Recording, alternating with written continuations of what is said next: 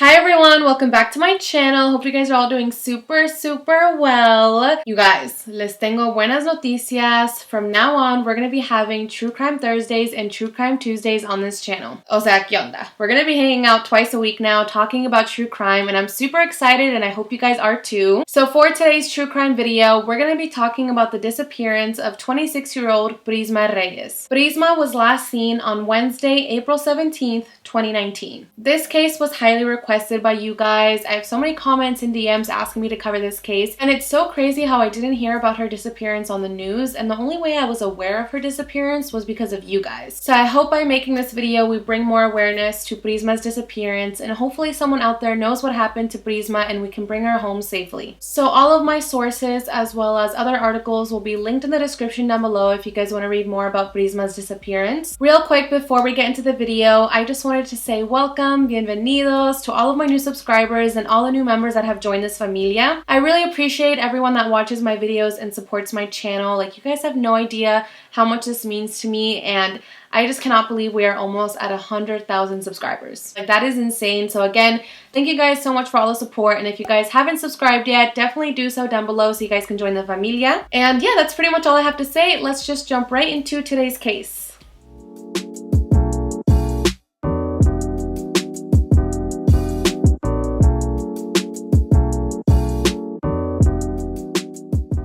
So Prisma Denisse Peralta Reyes was born in Veracruz, Mexico to her mother Lilia Peralta and her father. Her father passed away in a car accident when she was younger, and when Prisma was around 4 years old, her mother married a man named Dan Fuchs. After her mother married Dan, they moved from Veracruz, Mexico all the way to Mesquite, Texas. When they got there, Prisma became a legal U.S. citizen and she became fluent in English. After graduation, she joined the National Guard and was a private first-class rank. After Prisma returned from the National Guard, she began studying to become a paralegal and achieved that dream. In 2014, while Prisma was attending school, she became pregnant with a baby boy with her boyfriend Arturo. However, her and Arturo's relationship was not good whatsoever. They just seemed to fight a lot. They had a very rocky relationship. And while Prisma was 6 months pregnant, Arturo actually kicked her out of his apartment. I mean, kicking someone out while they're pregnant is so cruel and just shows a lot about your character. So a few months after Prisma had gotten kicked out, she gave birth to a beautiful baby boy named Dominic. She absolutely loved Dominic. She was so happy to be a mother and she just wanted to give him the best life she could. Arturo wasn't really involved in Dominic's life. He didn't really see him, pay attention to him, help him grow up. He didn't even help provide child support, so it seemed like Arturo just wanted nothing to do with Prisma and their son. It was really sad, so Prisma decided to turn her focus on raising her son and trying to give him the best life possible. So then, in 2016, Prisma began dating a man named Ryan. Her and Ryan's relationship was not great whatsoever. It seemed very rocky, very unstable. It also seemed as if he was abusive towards Prisma. Within 1 year of dating, police had been called on them on a domestic violence incident. Ryan was charged with assault, and after that incident, her and Ryan broke up. However, 3 years later, in February of 2019, Prisma and Ryan began talking again and were trying to rekindle their relationship. So then in March of 2019, a month after Ryan and Prisma began talking again, Prisma decided to buy herself a handgun. She had told her friends that she felt like someone was stalking her, someone was following her, and she just felt very unsafe. The tires of her car had also been slashed, which made her worry even more because that's just not a common thing. And when that does happen, it makes you feel as if it might be personal, so she was just really worried about her safety. So then, on Wednesday, April 17th, 2019, Prisma started her day just like any other. She got up and got ready for work. At this time, she was working as a paralegal, and she also had a second job working at a car dealership. So since Prisma was juggling 2 jobs, she decided to hire a close family friend to help babysit her son. So she got up that morning, got ready for work, went to drop her son Dominic off at the babysitter's house, and then headed to work at the car dealership. When Prisma arrived to work, she was super happy because she was able to find a really good parking spot close to the building. She got inside, got ready for her shift, and then she ended up getting into an altercation with another coworker. That coworker was upset that Prisma had taken her preferred parking spot, and she was making like a big deal over this spot. So Prisma was kind of like, okay, it's just a parking spot, like there's no need to fight about this. So she ended up telling her supervisors about the fight, and then she continued on with her day. So around noon that day, Prisma decided to take her lunch lunch break. She went to have lunch with her ex-boyfriend Ryan. They met at a restaurant called the E-Bar Tex-Mex restaurant located on North Haskell Avenue. They enjoyed some food and drinks together, and after a while, Ryan left the restaurant and Prisma stayed. Some people say that Ryan and Prisma got into an argument and that's why he left, but we're not really sure exactly what went down. So then Prisma stayed at the restaurant bar for 3 more hours after Ryan left. Throughout these 3 hours, she called her son's babysitter and they had an almost hour-long conversation on the phone. The babysitter says that they talked about Prisma's job and they also talked about what time she would come to pick up her son. However, Prisma's family thinks it's weird that they spoke for an hour long because normally they only spoke for a maximum of 10 minutes. They also don't understand how they spoke about her job and about what time to pick up her son for an hour long.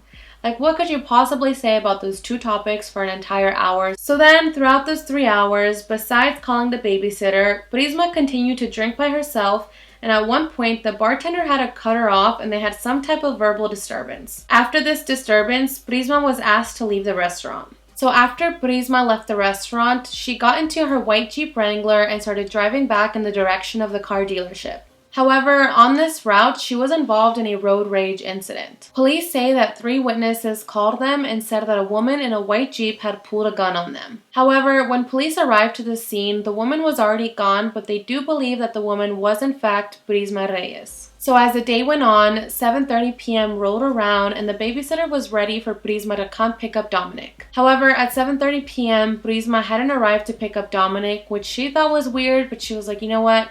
Maybe she's just running late, I'm going to give her some more time. So then, 2 hours later, at 9:30 p.m., the babysitter thought it was really weird that Prisma still hadn't come pick up her son, or at least called her to let her know she was going to be late, or what was going on, so she decided to call the police and report Prisma as missing.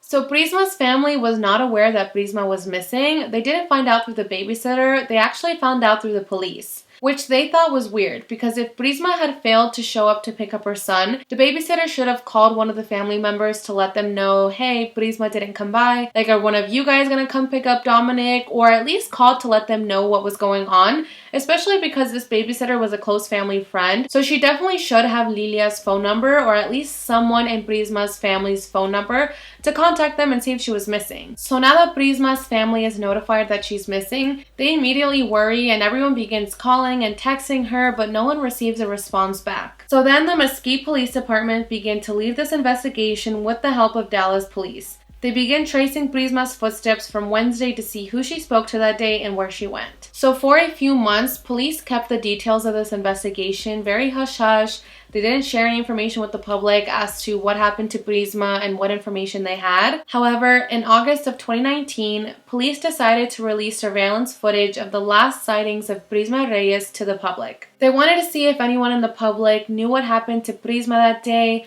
or maybe they spoke to her that day, they saw her, or at least have some type of helpful information that could help police piece together the timeline of Prisma's disappearance. So the footage was from Wednesday, April 17, 2019, the last day that anyone saw Prisma. So the first footage shows Prisma at the restaurant having lunch with her ex-boyfriend Ryan. Like I mentioned earlier, they were just having lunch together. He left early and she stayed for another 3 hours. The footage shows her leaving the restaurant and getting into her white Jeep Wrangler. Police believe that after she left the restaurant, she was trying to get back to work, but that's when she ended up getting in that road rage incident. So after she fled the road rage incident, she was headed back in the direction of her car dealership, but suddenly decided to make a U-turn and head somewhere else. The next footage they found shows Prisma's Jeep parking in front of the Olympus at Ross apartment building. She parks really quickly, blocking an intersection as if she was just going to make a quick stop and then get back into her car and drive away. You then see her run across the street while a car is driving through the apartment complex gate. She quickly speeds up so that she can make it past the gate before it closes. You see her run to the parking garage elevator and then you just see her pacing back and forth while speaking on the phone. She was stumbling around and it seems as if she may have been heavily intoxicated. So after a while of pacing back and forth in front of the elevator, she finally gets in with another resident of the apartment complex. That resident later told police that Prisma was crying in the elevator and that she seemed very distraught. They also don't remember what floor Prisma was trying to get to or where she got off. So this is the last known sighting of Prisma Reyes. So there is no other footage of Prisma inside the apartment complex or of her leaving the building. However, the apartment complex did tell police that there are some exits that don't have any security cameras, so she could have gone through one of those exits and we would never know. So when police arrived to the apartment complex to investigate, they found Prisma's car in the same spot where she had parked it on the surveillance footage. This means that if Prisma did leave the apartment complex through one of those exits that didn't have cameras, it wouldn't have been with her car since her car was still there. So that means that she either left by foot or she left in someone else's vehicle. So police began searching Prisma's car to see if there are any clues or any evidence that could lead to where Prisma had gone, but the only thing that they found in her car was her handgun. So then police began investigating the apartment complex because Prisma does not live there, so they're not really sure why she would go there. So upon further investigation, they find out that Prisma's ex-boyfriend Ryan lives in this apartment. So now police are kind of suspicious of Ryan because him and Prisma had lunch on the day she went missing. He's her ex-boyfriend, and the apartment complex where she was last seen at was his, so it definitely seems a little weird. So they start asking Ryan about the last time he saw Prisma and where he went to after he left their lunch date. He says that after he left the restaurant, he actually went out of town because he had another date and he wasn't back into his apartment complex until later that night. So police check his alibi and his phone does ping out of town on the day that Prisma went missing, and his friends corroborate his alibi. They also search his apartment, they search his car, but they don't find anything of importance, so they kind of clear him and let him go. However, a few days after the police searched his apartment, Ryan packs up his things and moves. I don't know, I think that's kind of weird that after the police search your apartment to see if you're involved in the disappearance of your ex-girlfriend, you decide to move. It's a little bit weird, pero cada quien. So now that Ryan has a solid alibi and everything checks out, police are back to square one. So now police were trying to figure out who Prisma was talking to on the phone while she was waiting for the elevator and why she would go to her ex-boyfriend's apartment when he wasn't even there in the first place. So police were able to confirm that between 5:49 p.m. and 6:01 p.m. in front of the elevator, Prisma had made 9 calls from her cell phone. 4 of those calls were made to her ex-boyfriend Ryan and the other calls were made to a friend. The friend that she had called in front of the elevator was a man named Chris. He says that Prisma seemed very confused and distraught on the phone. He says that Prisma was calling him Ryan on the phone and was asking what apartment number he had, and it seemed as if she was confused as to who she was talking to on the phone. She was also telling him that she didn't feel well and that she was very confused. He says she seemed very frantic on this call and that she also seemed very pissed off. Police did check Chris's alibi and they did confirm that he was out of town at the time of this call, so they cleared him as a suspect. So as police continue with their investigation, they actually discover that Prisma's Jeep does not belong to her. The Jeep is actually under the name of a married man. I'm sure police have talked to this man and have asked him questions and cleared his alibi, but the public doesn't really have any information as to who this man is or what type of relationship they had. Prisma's family knew that the car wasn't under her name, but they didn't think it was under the name of a married man. They definitely think they had some type of relationship because you don't just lease a car to someone you don't know. So then police go to question the employees at the restaurant to see if maybe they remember something that Prisma said or if they maybe heard what Prisma and Ryan were talking about that could be of importance to the investigation. So they say he lied about his name at the restaurant and that he was also wearing his hat and sunglasses the entire time, which they also thought was weird. So when police asked Ryan about this, he says that he was wearing the hat and the sunglasses because he wanted to, but he denies ever lying about his name and telling people his name was Matt. So I believe the employees and the witnesses at the restaurant because I feel like they wouldn't lie to the police about something like this. So I believe them, and I think Ryan is denying that he said his name was Matt. So now we're caught up to 2021 and there are still no suspects, no leads, no clues or any idea as to what may have happened to Prisma Reyes. Police are still continuing to investigate her disappearance and they are still accepting tips and helpful information. They have never named Ryan as a suspect or a person of interest or anyone as a matter of fact. Police say that they don't believe foul play may be involved, but that they definitely think it's weird that Prisma would just abandon her son and not contact her family after all these years. However, Prisma's family does believe foul play is involved and that something terrible happened to her on that Wednesday. They've watched that security footage of her at the elevator and they just think she does not look like herself. She just looks so distraught, so confused. It looks like she can't stand still, so they just don't think she was in the right headspace. Of course, she may have been intoxicated with alcohol because she had been drinking at the restaurant earlier, so that's probably why she was stumbling around and it just looked a little bit confused, but it still doesn't explain what happened to Prisma after she got into that elevator. It's just so crazy how no one knows what happened after she got into the elevator, and there's just no more footage of her after that. I get that some exits don't have cameras, so she might have gone through one of those. It's just weird that her car was found parked in the same spot that she had parked in earlier, so it kind of makes you wonder if she left by foot. Did she leave with someone else? Did she call an Uber? Like, how did she get out of this apartment complex if her car was still left there? Her disappearance has been so hard on her family, especially on her son Dominic. So Prisma's parents have full custody of Dominic now, and they've decided not to share what happened to his mother with him just yet. So he doesn't really know what happened to his mom, but the grandparents say that he does ask a lot of questions and that he's starting to realize what happened. He keeps asking his grandparents when his mom is coming back, and it is just, God, it breaks my heart. Like, I can't even imagine just not having your mom one day and you just don't know what happened. You don't have any answers. I feel so sorry for Dominic and for Prisma's family. Like, this is just something that no one should ever have to go through. And I'm so sorry you guys don't have any answers yet and we don't know what happened to Prisma. The family knows that Prisma would never abandon her son Dominic. She absolutely loved being a mother. She loved Dominic more than anything in her life, so she wouldn't just abandon him and not tell anyone where she was going. They definitely think foul play was involved and that she may have been kidnapped. She may have been drugged at the restaurant and then followed from there. She may have gone into sex trafficking.